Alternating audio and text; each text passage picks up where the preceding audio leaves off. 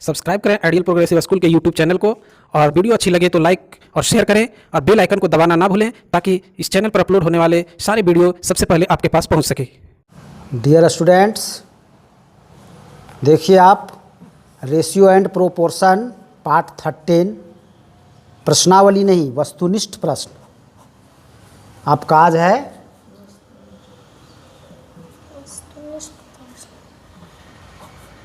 वस्तुनिष्ठ प्रश्न से क्वेश्चन नंबर 1 है। देखिए आपका 1, A अनुपात B बराबर 2 अनुपात 3, B अनुपात C बराबर 4 अनुपात 5 तथा C अनुपात D बराबर 10 अनुपात 9 हो तो A अनुपात D बराबर होगा। ये वस्तुनिष्ठ प्रश्न है, यानी A अनुपात D बराबर क्या होगा ये हमको ज्ञात करना है। तो पहले यहाँ पर आप लिख लीजिए A अनुपात B बराबर 2 अनुपात 3 है, जिसको हम भिन्न के रूप में लिख सकते हैं। A बटा B बराबर 2/3। B अनुपात C 4 अनुपात 5 है, तो इसको लिख सकते हैं B बटा C बराबर 4/5। और C अनुपात D है 10 अनुपात 9, फ्रैक्शन के रूप में C बटा D बराबर 10/9। अब देखिए कि कैसे अगर इन सभी अनुपात को अगर हम गुना कर देते हैं तो A बटा D ही बचता है। देखिए यहाँ पर A बटा B गुने B बटा C गुने C बटा D, अगर ऐसा लिखेंगे तो हो जाएगा 2/3 गुने 4/5 गुने 10/9। होगा कि नहीं होगा? अब इसको देखिए काटिए, B से B कट गया, C से C कट गया, ठीक है। और इधर केवल 5 से 10 कट रहा है 2 बार में, बाकी कोई नहीं कट रहा है किसी से। तो अब बच गया क्या यहाँ पर? ये बच गया और D बच गया, यानी ऊपर ये नीचे D। तो A बटा D बराबर इसको गुना किए तो आ गया 4 दूनी 8 दूनी 16 और इधर आ गया 3 9 27, 16/27। A बटा D बराबर 16/27, इसलिए अनुपात D बराबर 16/27। इसका आंसर हो गया। नेक्स्ट क्वेश्चन है क्वेश्चन नंबर 2, यदि x अनुपात y बराबर 4 अनुपात 5 हो तो 3x प्लस 2y अनुपात 3x माइनस y का मान बराबर होगा, क्या होगा? यानी यहाँ आपको दिया हुआ है x अनुपात y बराबर 4 अनुपात 5, अर्थात x बराबर 4 और y बराबर 5। तो 3x प्लस 2y अनुपात 3x माइनस y निकालना है। तो x और y का मान रख देंगे। 3x है यानी 3 × 4 प्लस 2 × 5, एक ब्रैकेट के अंदर आ गया, अनुपात 3 × 4 माइनस 5। इसको सॉल्व किए तो 4 × 12 प्लस 5 दूनी 10 अनुपात 4 × 12 माइनस 5। अब इसको जोड़े तो 12 और 10 हो गया 22, और 12 में 5 माइनस किए तो 7, तो 22 अनुपात 7 इसका आंसर हो गया। केवल x और y का वैल्यू पुट करके निकाल देना है, ठीक है। 22 अनुपात 7।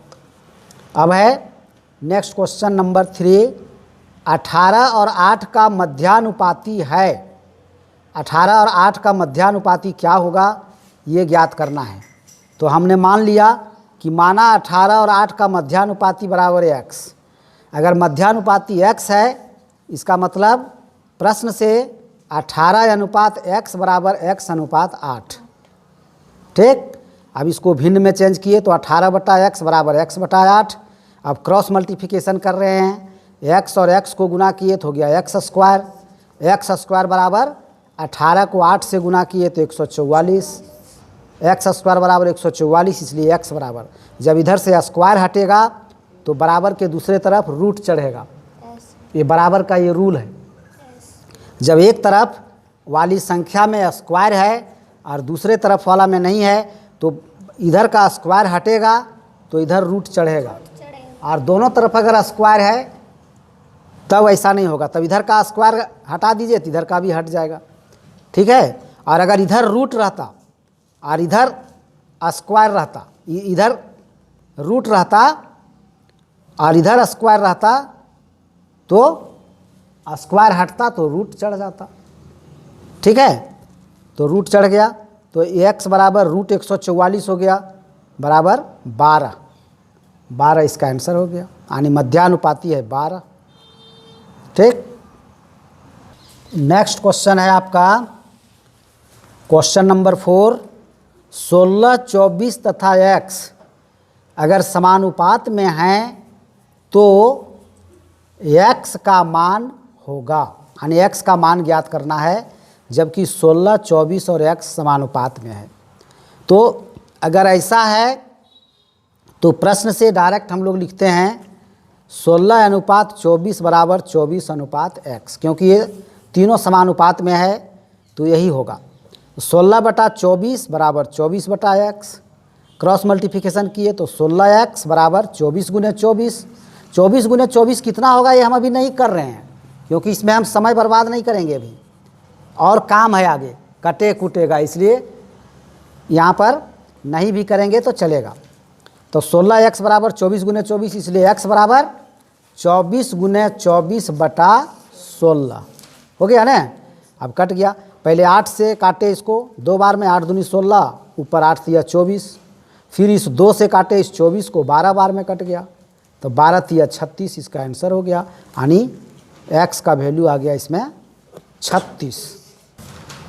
क्वेश्चन नंबर 5, 150 रुपये को 2:3:5 में विभक्त करने पर सबसे बड़ा भाग होगा। 3 भाग में इसको बांटा गया है, 2:3:5 के अनुपात में, तो सबसे बड़ा भाग कौन सा होगा। तो जैसा कि आप देख रहे हैं सबसे बड़ा अनुपात क्या है, 5 है। तो सबसे बड़ा अनुपात 5 है, तो लिख दिए यहाँ सबसे बड़ा अनुपात बराबर 5। तो यही इसी का जो हिस्सा होगा यही सबसे बड़ा भाग होगा। ठीक है। तो इस भाग यानी तीसरा भाग ज्ञात करने के लिए क्या करना पड़ता है, यानी सबसे बड़ा भाग बराबर जिस भाग को ज्ञात करना है, जिस अनुपात का वैल्यू को ज्ञात करना है, उतना बटा तीनों अनुपातों का योग गुने जो राशि है बांटना, वो यानी 5/2 + 3 + 5 गुने 150। तो 5/10, ये तीनों को जोड़े तो कितना हो गया, 10 हो गया। तो 5/10 गुने 150। अब इसको देखिए काटे, 1 0 से 1 0 खाली काट देना और कुछ नहीं करना है। ठीक है। अब नीचे बच गया 1, तो नीचे वाला 1 का कोई वैल्यू नहीं है, ऊपर बच गया 15 गुने 5, यानी 75 रुपया इसका आंसर हो गया। और अब हम देखते हैं नेक्स्ट क्वेश्चन, क्वेश्चन नंबर 6, किसी समानुपात में, यहाँ पर में होना चाहिए था, अगर नहीं है तो फिर देख लेना। किसी समानुपात में प्रथम, तृतीय एवं चतुर्थ पद दिया हुआ है क्रमशः 12, 20 और 30, तो उसका द्वितीय पद होगा। तो सूत्र है द्वितीय पद बराबर होता है प्रथम पद गुने चतुर्थ पद बटा तृतीय पद। तो प्रथम पद है 12, चतुर्थ पद है 30, तो 12 गुने 30 बटा 20। द्वितीय पद है इसमें, तृतीय पद है 20। अब देखिए 1 0 से 1 0 काट दिए और 2 से काट दिए 12 को 6 बार में। अब 6 और 3 बच गया ऊपर में गुना में, 6 तिया 18 इसका आंसर हो गया। 7 नंबर, 3:5, 6:9 एवं 5:2 का मिश्र अनुपात है। मिश्र अनुपात क्या है, तो मिश्र अनुपात जैसे आप लोग को लिखवाए थे मिश्र अनुपात का सूत्र, अगर ए अनुपात बी, बी अनुपात सी और सी अनुपात डी का मिश्र अनुपात ज्ञात करना है, तो ए, बी और सी यानी सभी का पहला पद को गुना कर देंगे, उतना अनुपात सभी के दूसरे पद का गुणनफल। सभी अनुपातों का पहला पद का गुणनफल अनुपात दूसरे पद का गुणनफल, यानी ए बी सी अनुपात बी सी डी। देख रहे हो यहाँ पर। तो इसलिए 3:5, 6:9 एवं 5:2 का मिश्र अनुपात बराबर हो जाएगा 3 गुने 6। देख रहे हैं, पहला पद इसका 3 है, इसका 6 है, इसका 5 है। तो 3 गुने 6 गुने 5 अनुपात, फिर दूसरा पद 5 गुने 9 गुने 2, तो 5 गुने 9 गुने 2। अब इसको गुना किए तो आ गया 90 अनुपात, इधर भी गुना किए तो 90, तो 90 अनुपात 90। तो जब दोनों बराबर ही आ जाता है तो कट जा रहा है, यानी छोटा रूप में ही अनुपात को व्यक्त किया जाता है। अगर दोनों अनुपात किसी सेम संख्या से कट जाए तो काट देते हैं। तो ये कट गया 90 से एक बार में, ये भी कट गया 90 से एक बार में, तो आ गया आपका 1:1। ये हो गया इसका आंसर। उसके बाद आपका है क्वेश्चन नंबर 8। दो संख्याओं का अनुपात 3:4 है। यदि प्रत्येक में 10 जोड़ दिया जाए तो इनका अनुपात हो जाता है 4:5। तो ये संख्याएं हैं। तो ये संख्याएं कौन कौन सी हैं? तो संख्याएं हैं 3:4 के अनुपात में। तो हमने पहले मान लिया कि माना संख्याएं क्रमशः 3x एवं 4x हैं। अगर संख्याएं 3x और 4x हैं तो प्रश्न क्या कह रहा है कि जब 10 जोड़ देते हैं दोनों में तो अनुपात हो जाता है 4:5, यानी 3x + 10 अनुपात 4x + 10 बराबर 4:5। ये क्वेश्चन कहा है। इसको भिन्न के रूप में चेंज किए तो आ गया आपका 3x + 10 बटा 4x + 10 बराबर 4/5। अब देखिए क्रॉस मल्टीप्लिकेशन किए हैं। पहले 4x + 10 को 4 से किए तो आ गया 16x + 40, और इस 3x + 10 को 5 से किए तो आ गया 15x + 50। ठीक है, आगे अब x वाला को एक तरफ कर रहे हैं तो 16x माइनस ए वाला 15x हो जाएगा बराबर 50 माइनस ए वाला 40 हो जाएगा। ठीक है, तो x बराबर 10, यानी x का वैल्यू आपका 10 निकल गया। तो इसलिए संख्याएं बराबर, तो संख्याएं कितना कितना था 3x और 4x, तो इसमें x का वैल्यू बैठा देते हैं। 3x मतलब 3 गुने x, यानी 3 गुने 10 बराबर 30, 4x बराबर 4 गुने 10 बराबर 40। तो संख्याएं हो गई 30 और 40। ठीक है, यही होगा इसका आंसर। क्वेश्चन नंबर 9 देखते हैं। एक विद्यालय में लड़कों एवं लड़कियों का अनुपात 6:5 है। यदि विद्यालय में लड़कियों की संख्या 180 हो तो विद्यालय में कुल विद्यार्थी हैं। कुल विद्यार्थियों की संख्या ज्ञात करना है। लड़कियों की संख्या दिया हुआ है, लड़कों का संख्या नहीं दिया हुआ है, लेकिन लड़कों और लड़कियों का अनुपात दिया हुआ है, और इसी के आधार पर पहले आपको लड़कों की संख्या ज्ञात कर लेना होगा और तब विद्यालय में कुल विद्यार्थियों की संख्या निकाल देंगे लड़कों और लड़कियों की संख्या को जोड़ करके। तो सबसे पहले लड़कों की संख्या ही हम मान लेते हैं। माना विद्यालय में लड़कों की संख्या बराबर x।